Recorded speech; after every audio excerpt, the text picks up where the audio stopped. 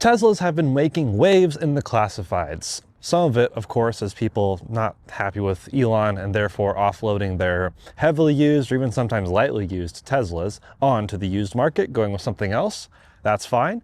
But also, these cars have just been around for over 15 years. Well, not this one, but Teslas in general. You know, the first ones kind of hit the road in 2008. The Roadster, of course, my dream car. But this Model S right here, 2013, these have been on the road since 2012. So naturally, there are a lot of used options out there. And the prices have been compelling.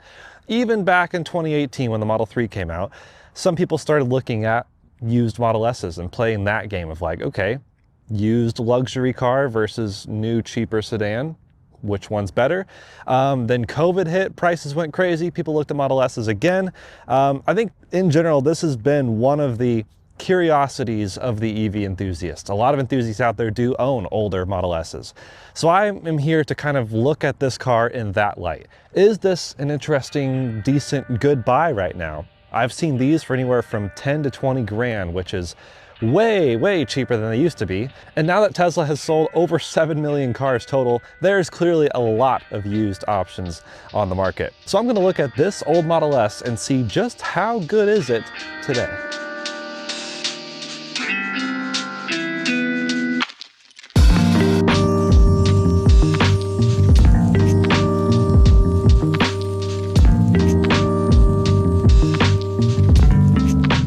So welcome to beautiful San Diego. Actually, that down there is La Jolla. You can take a look. Absolutely stunning views out here. Spending a few weeks here just house sitting, filming, doing lots of stuff in Southern California. I really do hope to live out here. And you know what else is out here? Konduit EV. Big shout out to those guys, Brent and the team. Brent actually owns this Model S. This one's not for sale, although for the right price, I'm sure he would sell it if anyone's really interested. I think it's pretty cool, kind of piece of history. And this is the famous Model S from the I-90 surge. It won in its class of old cars. It's the only one that was in the old class of cars. But it did complete the cross-country trip nonstop. It is truly a legend in that regard. But I am a huge fan of the Model S. I always have been. I think the design has aged really quite well. This was originally unveiled in 2009. I forget which auto show, but you know, Franz von Holzhausen was really excited to show off his design. He, of course, came in, took over design from Henrik Fisker, who went and started his own thing, and now look where that's gotten him. So Franz clearly had some stuff in mind, and actually Franz came from Mazda, and I do kind of see some Mazda ethos in the design. But yes, the design has evolved over the years, but I wouldn't say changed really. Model S is still Model S. You still have those quintessential looking lights, although sometimes earlier ones have failed at this point. And this is, of course, a nose cone car. You can tell it's an early Model S when you see lots of bits of chrome everywhere. A nose cone, which was deleted in 2016 update. And also this sliding moonroof. That was also not a thing later Model S years. So I don't know how you feel about this. Do you prefer the fixed panoramic glass or do you prefer the moonroof? I personally love a sunroof. I think it's pretty cool. But of course it is a point of failure, although that was addressed in 2015 to get a little bit better. But yes, this gorgeous luxury sedan was actually Motor Trend's Car of the Year in 2013. Back then, this Model S 85 was $80,000. I believe you could get the more entry-level models a bit cheaper. Of course, you had the P85. Maybe it was P85D at that point. I don't know. There's a lot of variations of Model S over the years, and there's extensive knowledge on the internet if you really want to get down to the granular, like what interior options were this year versus this year versus this year. I'm just looking at this one specifically, but this is the 85. So 85 kilowatt hour battery, because that is back when they, of course, told you what the battery was, which was kind of nice. This does not have performance stuff, but it does have the air suspension, which is pretty great. It's not smart air suspension, but it is still air suspension with a little bit of ride height adjustability. And yeah, it's rear wheel drive. Pretty sick. Is it sick? Can you say that? Who says that anymore? Anyways, yes, this $80,000 car can be found for like 10 to 20 grand all day on the internet, depending on mileage and stuff. This one actually has 128,000 miles, so probably on the considerably cheaper side. But yes, we have a lot to get into, so I'm going to give you a more extensive tour. How's the storage capacity? How's the software holding up? How's the sound system? How's the driving? How is everything? I think this is really a compelling car, but there's a few asterisks involved. So like I said, nose cone model. I'm gonna actually say, hot take, this is kind of cool again. It kind of went through that phase, you know, when 2016 came out, the refresh where they kind of seamlessly integrated the body design, the body color, deleting the nose cone. That was, you know, obviously looks really good, still is pretty much how the new ones look. But you know, when you had this car back then, it was like blatantly the old one. Like you just saw it and you're like, ooh, that's the old one. But now I feel like it's kind of come slightly full circle. Maybe that's just me, but I feel like full circle, well, it's kind of an oval, but I feel like this is kind of cool. It kind of speaks to me as like enthusiast spec. Some people will actually wrap like this part body color and just leave this strip here. Some people will wrap the whole thing. Some people will actually adapt a new version bumper onto this old car. I don't know how easy that is, how plug and play that is, but I know there are people that tinker with these Model S's, so maybe that's one thing to keep in mind when you get looking at the used ones, is kind of to see what options it had, what things have been done to it, what's been tweaked, but honestly didn't really need much as standard. Now the early cars, you know, Signature was the first 1,000. Those are really, really cool. Always, I think, had unlimited supercharging for life, premium connectivity for life, although there's some asterisks there. But honestly, I think they're pretty cool no matter what. So I would totally daily drive one of these. In fact, I kind of have been. That's kind of why I've been, I decided to make this video, because Brent offered to let me borrow it and kind of experience living with it for a bit. And having lived with a brand new 2025 Model 3, even alongside this, I think it's really interesting to kind of see where we came from and then where we're going. But this is the silver color. Honestly, the early Signature Red was one of my favorite colors ever. Maybe even more than the new Ultra Red or whatever it's called. But I still have appreciation for some of the more subdued, classy colors, I guess you could say. Something about this dark gray with all the silver accents does kind of work. I think I'm really into silver wheels again. You know, these are not in perfect condition. Looks like a little bit of curbing perhaps, a little tiny bit of dings around the body. I think that's just gonna happen when you're dealing with a 12-year-old car. There is PPF definitely on the hood, but otherwise it's really held up quite well. You know, one benefit of this being just kind of black plastic means rock chips or debris don't really happen as much or as noticeably as you would see maybe on the paint, or if I look at the front of my Model 3, it's really pretty bad. But otherwise, yeah, pretty great design. Of course, you have these door handles. That was a known point of failure. I do believe in 2013 they were already on version 2 of these door handles, so still weren't perfect. They still have issues even later in life, but the early cars especially had a lot of problems. Ugh, not the best door sound, so maybe don't buy an old used Tesla because of that. But let's take a look at the storage capacity. Powered trunk was a nice feature. You know, this was a luxury car back in the day, so that makes a big difference. I know it wasn't, I don't know if the powered trunk was available across the board. I think it was an option early on and then later became standard. Same with the parcel shelf. You know, the nice part of Model S, honestly, one of the huge points I wish Model 3 had is that it's more of a lift back. I think that's what they really call them. So it's not just a trunk opening, but the whole back opens. You could even get rear-facing seats in certain Model S's back in the day, which I thought was a really cool option. I think you have some, underfloor storage there, and a cubby there, and then sort of a cubby here. You would have the cubby here if you had the base sound system, but opting for the premium, the Signature Hi-Fi or whatever sound system is called, that puts the subwoofer there. Definitely worth it. You don't need the extra space. This already has really impressive space. I think 31 point something cubic feet in between the frunk and the trunk, which we'll go look at the frunk now. Ooh, really cringy sounding beep, creaky sounding trunk, but it does still operate, so that's cool. At least I think it. I guess it's closed. That just may be a panel gap thing that we all know and love, or don't love. Yikes, yeah, that's not very even. So jumping up front here, we do have the frunk, and this is actually 5 point something cubic feet. Definitely bigger than the 3-ish cubic feet of the Model 3, and I think Model Y is probably about the same. Also a bit bigger than the newer Model S's. Well, at least bigger than the ones that have front motors, which I think they all do now. So yeah, rear motor perk, I guess, is that you do have a bit more space up here. We've seen that with other EVs like the EV9, but yeah, ample storage space. So this is definitely class leading, more storage space than the new Model S and more storage space than my Model 3. That would be nice to live with. So as if that 31 plus cubic feet is not enough for you, you can of course lay the rear seats down, have ample car camping space. I'm a fan of that kind of lifestyle.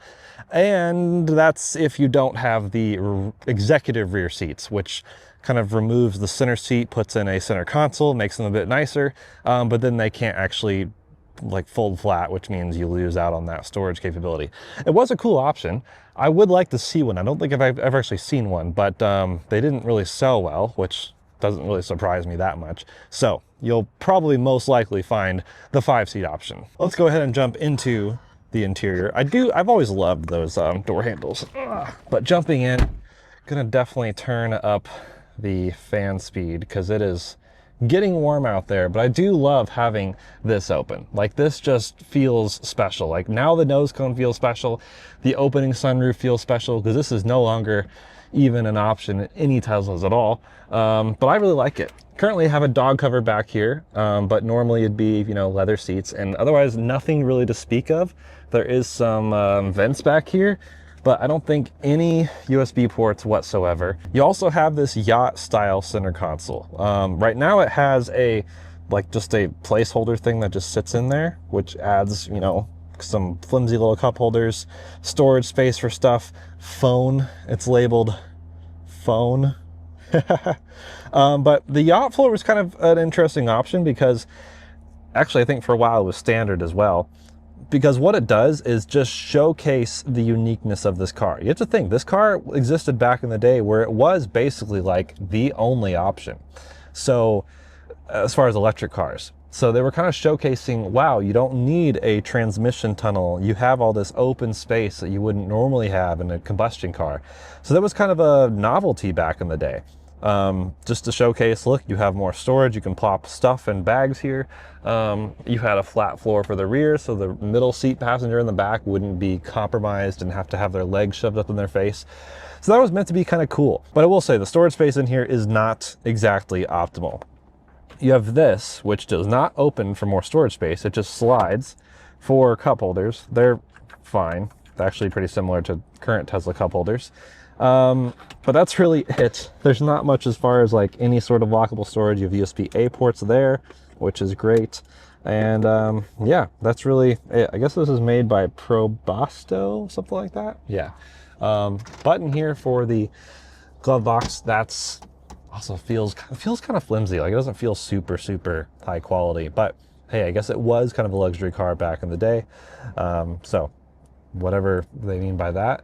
Auto dimming rear mirror was standard, I believe. And yeah, no Alcantara headliner. I think that came later.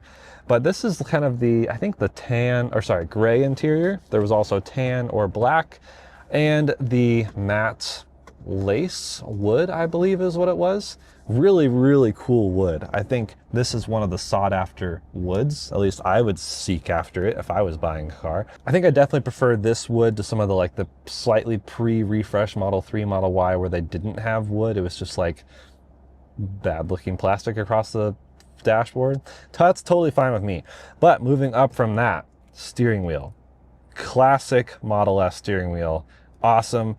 And 3-stalk lifestyle. When I first sat in this car right before the I-90 surge, I was totally confused because, I mean, this is like Mercedes off-the-shelf switchgear, because early on Tesla and Mercedes were kind of talking to each other. And actually Tesla, when they were making this car, by the way, Model S, they actually got a Mercedes something sedan, I forget which 3-letter combination it was, but a Mercedes sedan, and then adapted drivetrain in that using Tesla Roadster batteries, I think, and that's how they were developing the Model S, was inside Mercedes camouflage essentially. And so they also used Mercedes switchgear right here, and you know, Mercedes B-Class is being developed with Tesla's drivetrain, which helped Tesla from potentially having bankruptcy. That's a whole story. There's you know, ample places out there in the internet where you can find that whole story. But that's where this switchgear comes from. So you have the cruise control stock right here. This does not have autopilot. This is pre-hardware 2 car, I think. There's really only one camera. There's a camera button on the screen here, and that just brings up your only camera, which is the backup camera. No Sentry mode, none of that. You have your drive selector. I do kind of miss that, which is why I added a stock in my car for that. But yeah, this was the basics cruise control, which we'll look at once we go driving. And the turn signal is down here. So that was definitely weird for me to find that initially when I first tried this car out. Window switches way down here on the door. No water bottle pockets to find on the doors. That's another big miss for me. I love having that on my Model 3. Instead, you have this really interesting shape here, which looks just like the bridge of the BMW Museum in Munich, Germany. That's also kind of a fun fact. I wonder if it was inspired by that. Maybe Franz, I don't know if he did the interior. Whoever did the interior, I really wonder if they were inspired by that bridge.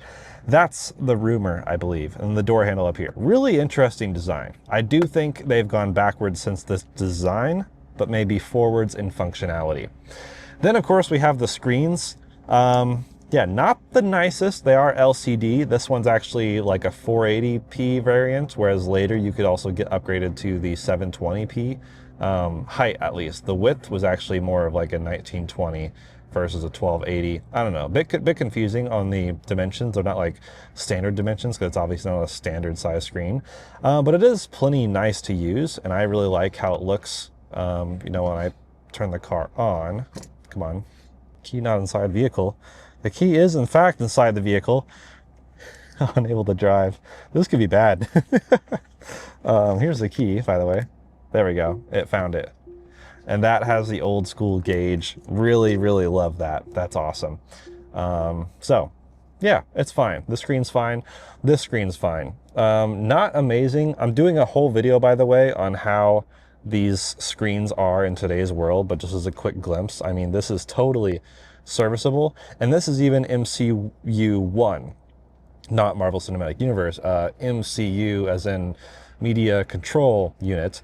And that's actually, yeah, where you use all your stuff. It's been updated over the years, of course. Now this is the modern look, but it is still old hardware, but like surprisingly decent. Like, this is better than some brand new EVs. I mean, you go drive a Nissan Aria, for example, and then come over to this.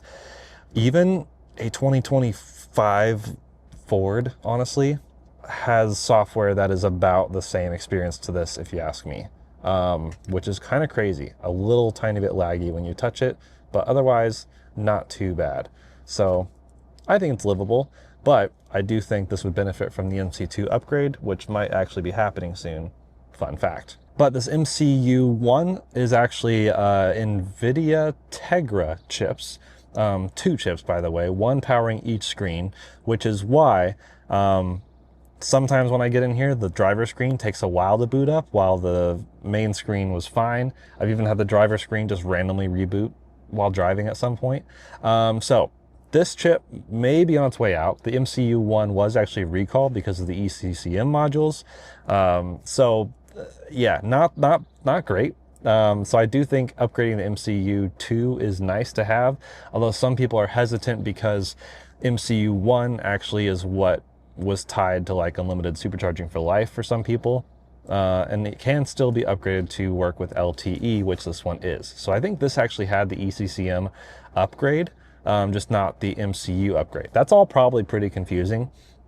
All that to say, if you want functions like the theater or faster, more responsive, and then one chip powering both screens, just do the MCU upgrade.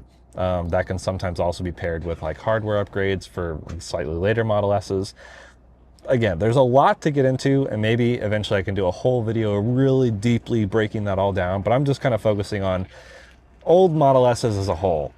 How are they, even with this old software? But this does have the manually adjusting vents, which I actually kind of love having personally. It's different. I'm used to the digital vents and they work very well, but it is kind of fun having the old school style. It just feels Yeah, it feels old school. And this did have heated seats. I do think actually the very first Model S here didn't have heated seats, which was pretty crazy to me. And then a couple years later, or maybe even the immediate year after this, 2014, possibly, I can't remember when, but at some point, rear heated seats and heated steering wheel were also added. You didn't get cooled seats until a little bit later, but at least I have heated seats up here. That is nice. And then of course, dog mode, camp mode, that's all available in here as well. And then you even have the web browser somewhere in here that is functional. It is not great. It's, you know, the old kind of Qt based, not the Chromium based. Oh yeah, I went to isitchristmas.com earlier, which does work. But let's say I go to Tesla.com. Let's just see if that takes very long to load or not. I don't even know if this can load every single website. Like, it is a pretty limited browser, so I wouldn't really rely on it. But also, I don't know that many people that use their browsers in your Tesla. If you regularly use it, let me know in the comments below, because I'm genuinely curious if anyone out there actually uses this stuff. But otherwise, the screen seems to be great for most things. You know, the stuff you need, like navigation, adjusting the climate control, all that kind of thing. Oh yeah, there's a little cubby down here, which is kind of nice. I just noticed that. Yeah, that's gonna maybe load. Okay, well, we'll see if it loads. But otherwise, steering wheel controls, yeah, they're fine. Not the new stuff, but this goes all the way to 11, which is how you know you have the premium ultra high fidelity sound system. Still loading over there. And then you have some options here. I'm not actually sure what this button does, and it might be, oh, there we go. It's sort of almost broken in this car, but it lets you cycle through different things. So that's kind of nice. Quick sunroof control there. In fact, maybe I will, oh, that's opening it all the way. I'm actually going to close it. There we go. Super nifty. Because it is, yeah, really, the sun's beating down on me hardcore. Still loading. So maybe that's not that useful. There's no one pedal driving, technically. We'll get into all this when we drive it here in a minute. Suspension adjustments, charging, yeah, not class leading charging. We'll talk about that too. But otherwise, everything's pretty normal, pretty useful things. Okay, get out of here, web browser. You're useless. If we navigate, let's go to, say, I don't know, Fort Collins. We use that a lot as an example. Fort Collins, Colorado. Let's see how the route planning is. Boom, searching. And it's crazy how this 12-year-old car, with its original MCU, is still faster at route planning than some other cars on the road. That is actually wild to me. Finding superchargers is still not very fast though in here. I will say that. So MCU 2 will definitely give you a better improvement on this regard for sure. I was going to say it's faster than most other cars, but maybe not. I think closer trips is mostly what I've been doing with this car. I haven't driven it that far away. And yeah, that's okay. It did finally do it, but man, that took a while. So, well, man, it does have to take a lot of stops because it's not the most efficient. It doesn't have the best range or the best charging. So that's actually really funny. I wonder what it says. Well, oh my gosh, it's going to take a while to calculate all these stops. At least it does the first stop first, so you can then start driving while it's calculating everything else. Oh, yikes. Okay, well, it's usable, just not very good. Wow, so I just checked on my app and did the same thing with this car selected in my app, and the navigation directions came up much faster. So it is truly just a chip thing. And yeah, my car, which is also here, would take 3 hours, wait, actually almost 4 hours faster to Fort Collins from here, San Diego, than this car. And we know that's even optimistic for this car's sake. Yeah, not the best charging. Okay, enough of that. Let's go drive this thing and figure out how's the driving experience for this little money, this much time after it's been released. Welcome to the old Model S. So what do you think of this thing? Okay, I really like how it drives. It's really comfortable. It's definitely, like, I think just being older than your Tesla, like, it feels older for sure. Yeah. But I feel like a lot of the design elements I do like, and then a lot of the design elements I don't like. Like, it's very much extremes for me. It feels, yeah, it feels stately. It feels classy in a way. Um, but yeah, I'm curious what design elements for you. I've already kind of talked about my design thoughts back at the overlook, but you tell me what you like and don't like visually, aesthetically about the interior, I guess. What is this? So yeah, I mentioned this in mine, but I'll tell you, this is what's called the yacht floor. Right. And so what they were doing back in the day was showcasing that you don't need a transmission tunnel if there's no transmission. So look at all this extra space you have, which was met with mixed remarks. Like, I'm like, oh, that's kind of cool. And you're like, what is that? That's exactly why they don't really do it anymore, because it was kind of a mixed bag in terms of whether people thought it was beneficial or not. It was at some points optional, and now it's not even an option because everyone knows EVs don't have transmission tunnels, so who cares? It's more useful to have storage there now, in like my car, for example. But yeah, that's what that is.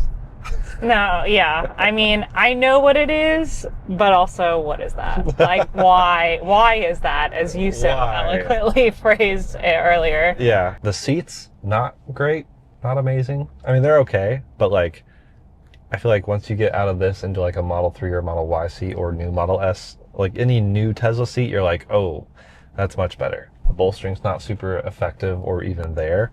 But it's kind of representative of the day, I guess, being this old. But I guess driving this thing, yeah, it is definitely different. It takes getting used to, well, first of all, the display, having a display in front of me, first of all, being a Model 3 owner. And the first thing I noticed kind of out and about was reaching for a turn signal. That really threw me off because it's there's 3 stalks, which I know not everyone's thrown off by that because that's kind of a Mercedes vibe thing, but it is weird having the turn signal. It is also funny going back to this because I did definitely earlier switch tracks, like audio tracks, because I went for the turn signal on the steering wheel, which is not even a thing. Like, this car doesn't know what that is. But as a Model 3 owner, that's something I'm kind of used to. New Model 3 anyways. Beyond that, pedals are definitely different, and then, you know, no one pedal driving. We're sitting here rolling forward, and I have creep turned off, by the way, so that's just, yeah, you roll forwards or backwards if you're stopped, then there's a little bit of a hill, so that's kind of different.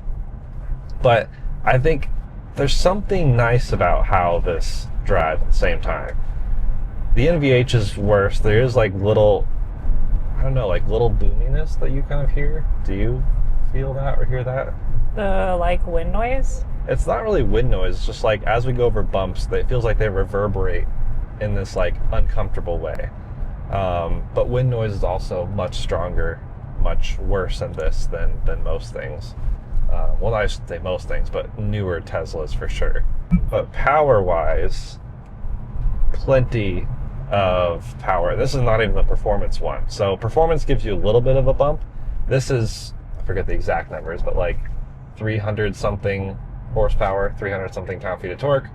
Performance pushes that into the 400s in both regards, which is also like really pretty nice. But this being just a single motor rear-wheel drive is really fine. It's like my car, but like cranked to 11 as far as how it feels, even though technically I think my car is quicker. This one just, it like feels like it is more power, which it is, but it's also more weight, so that's probably why it kind of counteracts that. Steering feels not the best, but air suspension is pretty decent. It's, you know, early air suspension, the original air suspension, so it does help some of the ride quality, but it's nowhere near a modern air suspension. And I do think my car on springs technically rides a bit better than this.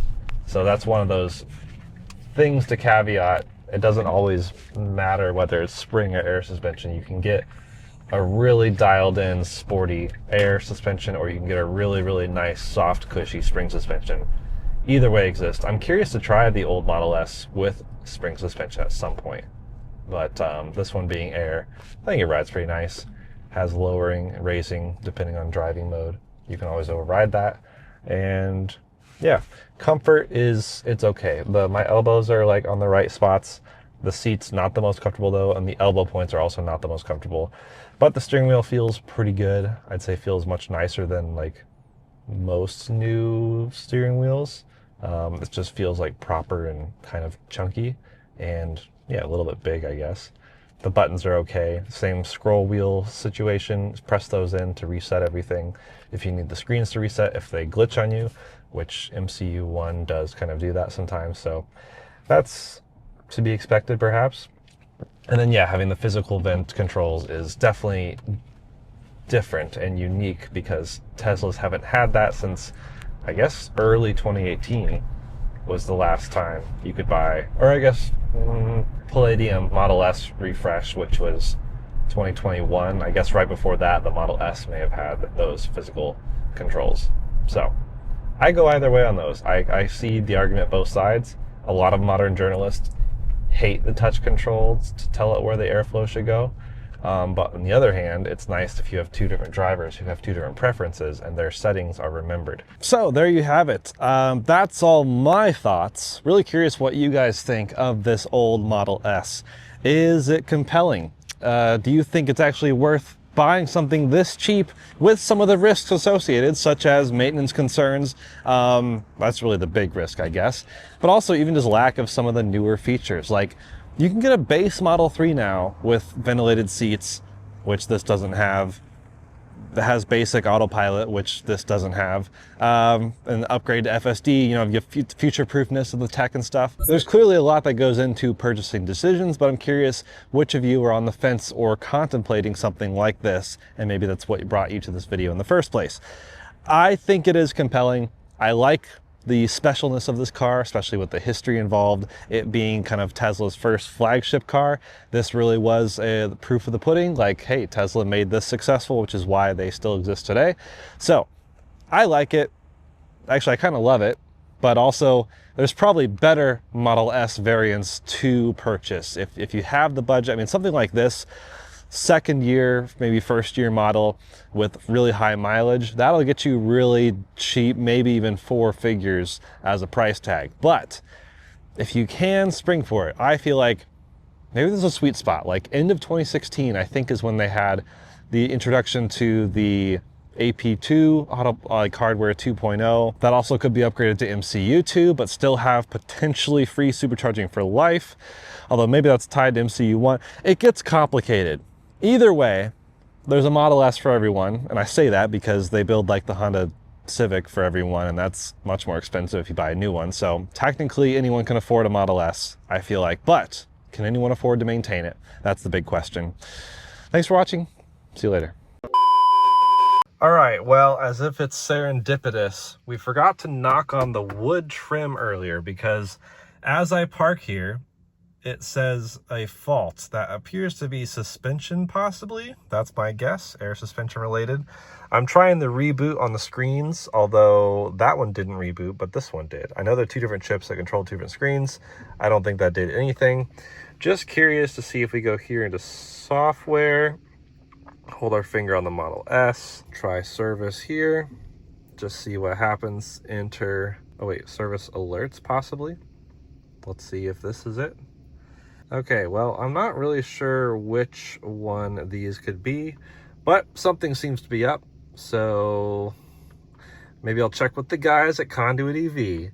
Old Model S lifestyle. Let you guys know if there's any updates, but that's how we're ending the video. In suspense.